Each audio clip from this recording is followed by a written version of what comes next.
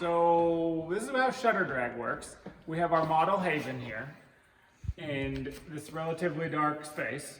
But we are going to flash her with the strobe, but keep the shutter open for long enough to get all of this ambient in. So usually with a flash, when you see it, it's like the subject is really bright and like the background is super dark.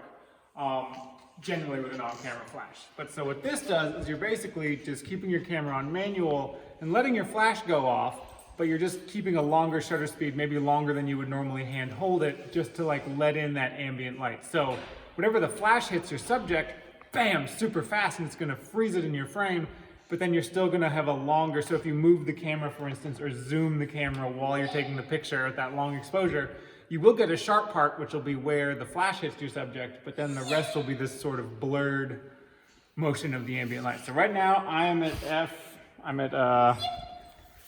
half a second at F10, but it doesn't really matter. And I'm on my flash, whatever, just something for my subject. So Haven here is gonna ride her bike for me.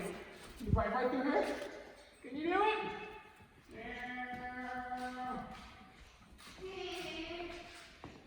So I'm just gonna sort of follow her. Can you come a little bit closer, baby? Yeah. And so you can see she's sort of frozen, but if she comes closer, she'll be more frozen by the flash. Okay, Haven, come closer. Can you ride right in front of me, please? Right in front, almost hit Daddy with the bike.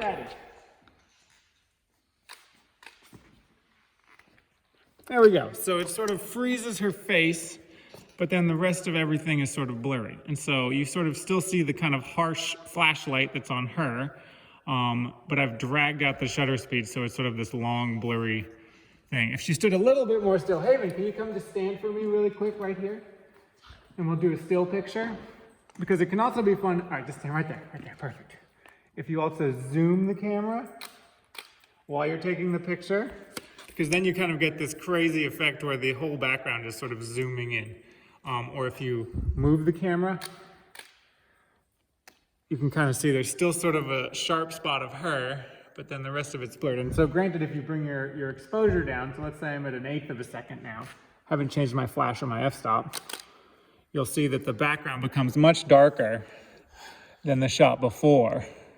That's the darker. And so you can control the two very separately, which is what flashes are kind of all about. But all it is using your flash, but then having a longer shutter speed to sort of drag it out and let in that ambient light that maybe your camera handheld or your flash couldn't get in the first place.